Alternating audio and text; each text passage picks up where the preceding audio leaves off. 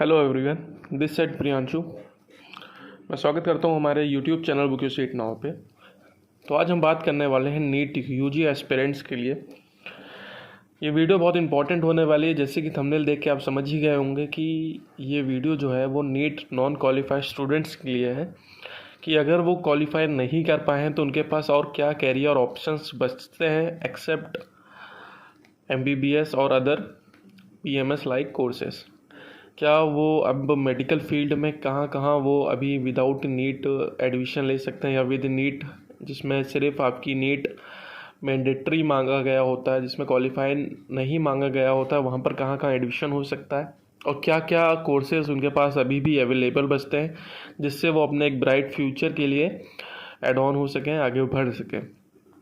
तो ये video non qualified students के लिए, क्योंकि इस वीडियो में हम सारे कोर्सेज़ के बारे में समझेंगे, कौन कौन से कोर्सेज़ उनके पास अभी भी अवेलेबल बचते हैं विदाउट नीट की हम बात करते हैं, या नॉट क्वालिफाइड स्टूडेंट्स के लिए बात करते हैं। तो वीडियो शुरू करने से पहले मैं आपको बता दूं, इस वीडियो में हम सारे कोर्सेज़ को डिस्कस करेंगे। कितने साल की आपके कौन से कोर्सेज़ होने वाले हैं, कितने मिनिमम 12th में परसेंटेज मांगे जाते हैं, एलिजिबिलिटी क्राइटेरिया क्या होता है, और क्या फ़ी स्ट्रक्चर ऑलमोस्ट जाता है इन कोर्सेज़ में अगर आप ऑप्ट करते हैं इन कोर्सेज़ को। तो वीडियो शुरू करते हैं। तो जो कोई भी इस चैनल पर नया आया प्लीज़ हमारे चैनल को सब्सक्राइब कर लीजिए, क्योंकि ऐसी इन्फॉर्मेटिव वीडियो हम आपके पास लाते रहते हैं। तो चलिए शुरू करते हैं। तो सबसे पहले हम बात करते हैं कि आपके स्क्रीन के ऊपर एक फ्लो चार्ट आ रहा होगा। उस फ्लो चार्ट में मैंने सारे कोर्सेज़ के बारे में लिखा रखा है कि नीट नॉट क्वालिफाइड स्टूडेंट्स के लिए कौन कौन से ऑप्शंस अवेलेबल होते हैं और उनके कौन कौन से ब्रांचेस अवेलेबल होती हैं, आपको दिख रहा होगा।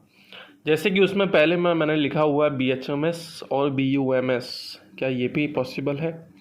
देन सेकंड पे हमारा अगर बात करते हैं तो BVSC आता है, ये क्या होता है ये भी जानेंगे हम।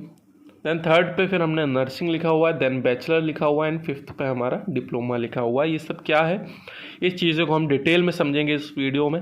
तो अंत तक आप वीडियो में बने रहें, क्योंकि ये वीडियो बहुत इन्फॉर्मेटिव है आपके लिए, क्योंकि हर छोटी से छोटी चीज़ हम इस वीडियो में डिस्कस करेंगे, जिससे कि आपको कोई इशू ना हो आप अगर कोई भी ऑप्ट करते हैं कोर्स इनमें से। तो जैसे कि आप पहले ही मैं अभी बात करता हूँ BHMS और BUMS के बारे में। आप लोग को तो मालूम ही होगा कि जैसे कि आपको पता होगा कि इसमें नीट मैंडेटरी होता है इन कोर्सों में, लेकिन फिर भी मैंने नॉट क्वालिफाइड स्टूडेंट्स के लिए ये लिखा हुआ, तो आप लोग काफ़ी ज़्यादा परेशान होंगे ये सोच के। तो मैं आपको बता दूं कि पहले क्या होता था, पहले आपके BMS भी नॉट क्वालिफाइड स्टूडेंट्स भी कर लेते थे, बट अब लास्ट ईयर से ऐसा कर दिया गया है कि नीट मैंडेटरी कर दिया, क्वालिफाइंग मार्क्स आपको लाने होंगे तभी आप BMS में एडमिशन ले पाएंगे। क्योंकि उससे पहले क्या होता था, जो कॉलेजेस की सीटें फिल नहीं हो पाती थी वो अपनी कोर्ट से परमिशन ला के एडमिशन्स लेता था, चाहे BMS की बात करें या अदर कोर्सेज़ के बारे में बात करें लाइक BHMS और BUMS। तो BMS के लिए तो मैंडेटरी हो गया है, बट BHMS क्या है और BUMS क्या है। BHMS में अभी भी चांसेस होते हैं कि आपका एडमिशन हो जाएंगे, अगर सीटें वैकेंट रहती है कॉलेज में तो कॉलेज एडमिशन ले लेता है, कोई इशू नहीं रहता। सेम अगर BUMS की बात करते हैं तो उसमें भी यही होता है कि एडमिशन ले लेता है, लेकिन आपकी BUMS के कॉलेजेस लिमिटेड कॉलेजेस हैं और स्टूडेंट की मात्रा काफ़ी ज़्यादा है, तो BUMS की सीट वैकेंट नहीं रहती हैं, इसलिए आप विदाउट नीट यहाँ पर एडमिशन नहीं ले सकते हैं, या कहूँ मैं नॉन क्वालिफाइड स्टूडेंट एडमिशन नहीं ले सकते हैं।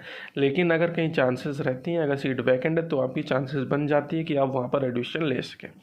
सेम केस आपकी BHMS के साथ भी है, सीट वैकेंट रहेगी तो एडमिशन आपका हो जाएगा BHMS में या BUMS में, चाहे आप नीट क्वालिफाई किया हो या ना किया हो। तो फिर अगर हम इसकी एलिजिबिलिटी के बारे में बात करते हैं तो एलिजिबिलिटी कि मिनिमम 50% आपके PCB मार्क्स में होना चाहिए for general category, and for OBC SC ST it's 40% आपके 12th में एग्रीगेट परसेंटेज होने चाहिए PCB प्लस इंग्लिश आपका मैंडेटरी सब्जेक्ट है, तभी आप BHMS में एडमिशन ले सकते हैं। अगर हम BUMS की बात करते हैं तो उसमें आपको उर्दू मैंडेटरी सब्जेक्ट है, आपको उर्दू क्लास 10 तक तो मिनिमम आपने पढ़ी होनी चाहिए। फिर भले ही आपने 12th तक उसको ड्रॉप आउट कर दिया हो वो अलग मैटर है, बट आपको उर्दू आनी चाहिए और 10 तक आपको मिनिमम पढ़ी होनी चाहिए, तभी आप BUMS में एडमिशन ले सकते हैं यूनानी में। अगर हम कोर्स डोनेशन की बात करते हैं तो ये 5.5 ईयर का कोर्स होता है, दोनों BHMS भी और BUMS भी। BHMS में आपको होम्योपैथी से रिलेटेड चीज़ें सिखाई जाती हैं और पढ़ाई जाती हैं, और वहीं आपको BUMS की अगर बात करते हैं तो यूनानी से रिलेटेड आपको चीज़ें यहाँ पर बताई जाती हैं, सिखाई जाती हैं। तो ये तो रही बात हमारा पहला पॉइंट जो हमने BHMS और BOMS के बारे में क्लियर किया। देन हमारा जो सेकंड टॉपिक है वो हमारा VVSC है, मतलब वेटरनरी कोर्सेस। ठीक है, bachelor in veterinary and sciences का इसका फुल फॉर्म होता है। ये कोर्स भी आपका 5.5 ईयर का होता है। अगर हम डिटेल में बात करते हैं तो ये कोर्स आपका, जैसे कि आपके पेट्स होते हैं, उनके जानवरों के डॉक्टर, अगर हम सिंपल लैंग्वेज में कहें एनिमल्स के जो डॉक्टर्स होते हैं उनको हम VVSC में काउंट करते हैं या उसमें आते हैं, उनकी पढ़ाई उसमें की जाती है।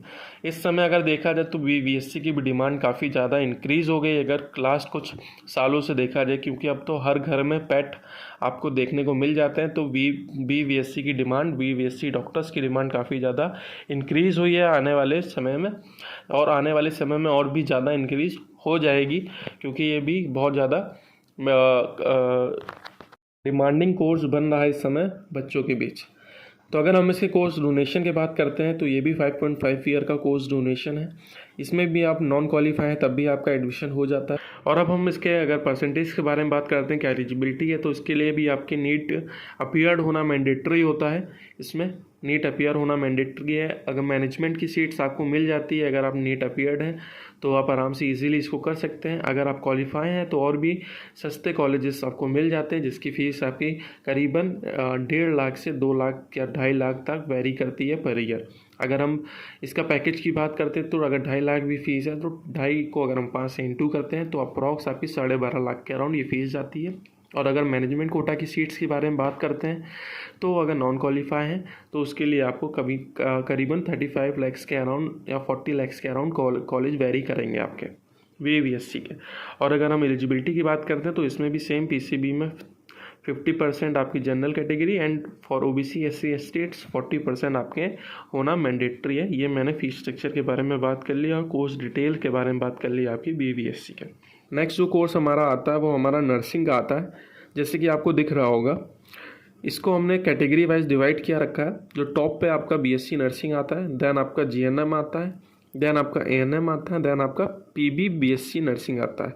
ये PB BSc नर्सिंग क्या होता है, ये बच्चों के बीच में काफ़ी ज़्यादा लोग इससे सोचते हैं कि ये क्या है, ये BBSc नर्सिंग क्या है। तो मैं आपको बता दूं, जो PBSc नर्सिंग होता है ये GNM जो लोग कर लिए होते हैं उसके बाद अगर वो नर्सिंग लाइन में आते हैं, ठीक है, BSc की प्रॉपर डिग्री लेना चाहते हैं, तब उनको ये 2 साल का कोर्स करना पड़ता है। तो सबसे पहले तो हम BSc नर्सिंग की बात करते हैं। तो अगर जो BSc नर्सिंग है वो हमारा 4 ईयर का कोर्स होता है, जिसकी अगर हम बात करते हैं अगर एलिजिबिलिटी की तो इसमें 45% PCB में प्लस इंग्लिश में आपके होना मैंडेटरी होता है, तभी आप एडमिशन ले पाते हैं। और 17 ईयर्स मिनिमम एज आपकी होनी चाहिए। अगर थोड़ा बहुत कम है, 12th पास की रखी है, तो हो जाता है एडमिशन, कोई इशू की बात नहीं होती। अगर हम इसकी फ़ीस स्ट्रक्चर के बारे में बात करते हैं तो ये स्टेट टू स्टेट वेरी करता है। अगर हम ऑल ओवर देखते हैं तो अराउंड आपकी 70,000 टू 1 लाख के अप्रॉक्स या 1.4 लाख के अप्रॉक्स पर ईयर फीस जाती है। स्टेट टू स्टेट वेरी करता है। BSc नर्सिंग, अगर यहाँ पर आप एडमिशन लेना चाहते हैं तो नीचे दिए गए हेल्पलाइन नंबर पर हमें संपर्क कर सकते हैं। हम इसमें सहायता करवाएंगे आपकी पूरी से पूरी BSc नर्सिंग में एडमिशन के लिए। जो हमारे पास इस समय पैकेज है BSc नर्सिंग का वो 5 लाख से स्टार्ट है, जिसमें आपकी tuition fees, hostel and fooding everything include है, एक्सेप्ट आपकी यूनिफॉर्म एंड बुक्स। जो एक्स्ट्रा चार्जेस आपको वो पे करने पड़ेंगे वो अलग आपको सिर्फ पे करना पड़ेगा। देन हमारा नेक्स्ट जो टॉपिक आता है वो हमारा GNM आता है। पहले तो मैं GNM का आपको फुल फॉर्म बता दूं। जो GNM का फुल फॉर्म होता है वो जनरल नर्सिंग मिड वेबरी होता है, ठीक है। ये आपका 3 ईयर्स का कोर्स होता है। इसकी अगर हम एलिजिबिलिटी की बात करते हैं तो ये 40% आपके मिनिमम होने चाहिए 12th में। किसी भी स्ट्रीम से आप एडमिशन इसमें ले सकते हैं, चाहे साइंस स्ट्रीम हो या आर्ट्स स्ट्रीम हो या कॉमर्स स्ट्रीम हो, यहाँ पर आप एडमिशन ले सकते हैं। इजीली आपको एडमिशन मिल जाता है। सेम अगर हम ANM की बात करते हैं, सॉरी इसके फ़ीस स्ट्रक्चर के बारे में बात करते हैं, तो GNM का जो फ़ीस स्ट्रक्चर है वो भी आपको सेम इसी के अराउंड देखने को मिलता है। अराउंड 50,000 फीस स्टार्ट होती है और ये वेरी करती है अराउंड 90,000 1,20,000 के अप्रॉक्स वेरी करती है। अगर आप GNM में एडमिशन लेना चाहते हैं तो हमारे पास बेंगलोर के कॉलेजेस अवेलेबल हैं, जिसमें आपके जो पैकेज जा रहा है वो अराउंड 3,50,000 के अप्रॉक्स पैकेज आ रहा है फॉर नेक्स्ट 3 ईयर, जिसमें आपकी tuition fees, hostel everything include है फूडिंग के साथ। देन हमारा नेक्स्ट जो आता है वो ANM आता है। ये आपका 2 ईयर्स का कोर्स होता है। इसका अगर फुल फॉर्म के बारे में बात करते हैं तो इसकी फुल फॉर्म ऑक्सिलरी नर्सिंग मिडवेबरी होता है। ये 2 ईयर्स का कोर्स होता है। अगर हम इसकी एलिजिबिलिटी की बात करते हैं तो 45% आपके होने चाहिए 12th में, और मिनिमम एज आपकी 17 होनी चाहिए, तो आप यहाँ पर एडमिशन ले लेते हैं। बाकी हमारा जो लास्ट टॉपिक आता है नर्सिंग में वो हमारा PB BSc नर्सिंग आता है। इसकी हम बात करते हैं तो ये GNM के बाद कोर्स किया जाता है। GNM आपको 3 ईयर्स का होता है, उसके बाद आपको 2 ईयर्स और आपको देने पड़ते हैं PBSc नर्सिंग के लिए। इसमें क्या है, आपकी 50% इन GNM मांगा जाता है, मिनिमम 50% होना चाहिए GNM का, और ये इसकी एक एज लिमिट है कि आप सिर्फ 51 ईयर्स तक ही ये कोर्स कर सकते हैं, उसके ऊपर आपको नहीं कर सकते। सिर्फ 51 ईयर्स तक अगर हो तभी आप अवेलेबल है। मिनिमम 17 मैक्सिमम 51 ईयर्स तक आपको ये कोर्स करने को मिलता है। फिर हम अगर बात करते हैं जो हमारा नेक्स्ट टॉपिक आता है वो हमारा बैचलर कोर्सेज आते हैं। इसमें क्या क्या होता है वो हम समझते हैं। बैचलर कोर्सेज लाइक जैसे आपके स्क्रीन के ऊपर आ रहा होगा, BSc optometry, BSc anaesthesia, BSc dialysis, BSc radio या BMLT की बात करते हैं, या फिर हम BPT की बात करते हैं। पहले तो मैं बता दूं जो ये BMLT है वो आपका लैब टेक्नीशियन कोर्स होता है, और BPT जो होता है वो आपका फिजियोथेरेपी टेक्निक होती है आपकी, ठीक है। ये सब आप इसमें सीखने को मिलते हैं। अगर BSc की बात करते हैं तो ये 3 ईयर्स के कोर्सेज होते हैं, एक्सेप्ट BPT आपका 4 ईयर्स का होता है। जितने कोर्सेज मैंने बताए हैं ये सारे 3 ईयर्स के कोर्सेज होते हैं। और अगर हम फीस स्ट्रक्चर के बारे में बात करते हैं तो बेंगलोर में ये अराउंड 3,50,000 से अप्रॉक्स स्टार्ट होता है, और ये वेरी करता है कॉलेज टू कॉलेज। अगर हम इसकी एलिजिबिलिटी की बात करते हैं तो ये सारे 3 ईयर्स के कोर्सेज होते हैं। BSc optometry, BSc anaesthesia, BSc dialysis, BSc radio और BMLT। और भी कोर्सेज अवेलेबल होते हैं। अगर आप और किसी कॉलेज में एडमिशन लेना चाहते हैं BSc कोर्स में, बैचलर कोर्स में, लाइक ऑपरेशन थिएटर हो गया, अदर और भी चीज़ें होती हैं, तो उस कोर्सेज़ में अगर एडमिशन लेना चाहते हैं तो नीचे दिए गए हेल्पलाइन नंबर पर हमें संपर्क कर सकते हैं। हम सहायता करेंगे आपका एडमिशन प्रोवाइड कराना है। हाँ, हम एलिजिबिलिटी के बारे में बात कर रहे थे तो ये 3 ईयर का कोर्स होता है जिसमें आपकी 45% PCB में होना मैंडेटरी है, प्लस इंग्लिश आपका मैंडेटरी सब्जेक्ट होना मैंडेटरी है।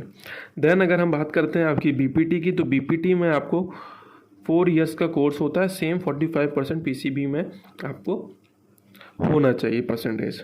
तो ये बात हो गई बैचलर कोर्सेज़ की। और भी बैचलर कोर्सेज़ होते हैं जैसे कि मैंने आपको बताया, उन किसी में भी आप एडमिशन लेना चाहते हैं तो नीचे दिए गए हेल्पलाइन नंबर पर हमें संपर्क कर सकते हैं। बैचलर में आपका B फार्मा भी आ जाता है। B फार्मा भी 4 ईयर्स का कोर्स होता है जिसमें आपको 45% जनरल के लिए and 40% for SC ST OBC के लिए PCMB में होना चाहिए, या तो फिजिक्स केमिस्ट्री मैथ हो तब भी आपका एडमिशन हो जाएगा। अगर बायो लिए हैं, बायो स्ट्रीम्स हैं, तब भी आपका एडमिशन हो जाएगा। देन हमारे डिप्लोमा आते हैं। डिप्लोमास में जैसे कि DOT operation theatre, diploma of operation theatre, DMLT diploma in lab technician, DDT हो गया आपका, DOBG हो गया, D फार्मा हो गया, एक्सेट्रा। और भी कोर्सेज में अवेलेबल होते हैं। अगर आप एडमिशन लेना चाहते हैं संपर्क कर सकते हैं, कोई भी क्वेरी हो।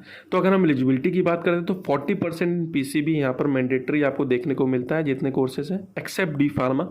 D फार्मा में भी आपको 40% देखने को मिलता है, लेकिन आप ये फिजिक्स केमिस्ट्री बायो और मैथ किसी भी सब्जेक्ट से, किसी भी स्ट्रीम से आप कर सकते हैं। साइंस स्ट्रीम से अगर मैथ हो आपके में, बायो मैंडेटरी नहीं होता है। अगर बायो नहीं है तब भी हो जाएगा आपका D फार्मा, लेकिन अदर डिप्लोमाज में आपको बायो मैंडेटरी होता है। अगर हम परसेंटेज की बात करते हैं तो 40% आपको 12th में लाना जो कंपलसरी होता है, जिसमें इंग्लिश आपका मैंडेटरी सब्जेक्ट होता है।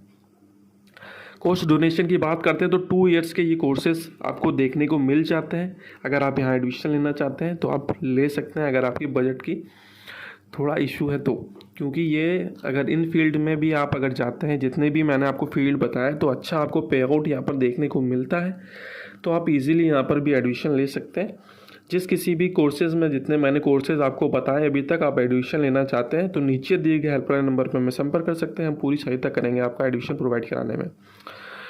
तो होपफुली आपको ये वीडियो काफ़ी इन्फॉर्मेटिव लगी हो, क्योंकि काफ़ी नॉलेज आपको इस वीडियो से गेन हो गया होगा। क्योंकि सबको मालूम नहीं होता कि हम बायो के बाद क्या करें। लोग सोचते हैं कि मैं BSc कर लेता हूँ नॉर्मल, आपकी फिर उसके बाद MSc कर लूँगा या कुछ अदर कोर्स कर लूँगा, ठीक है।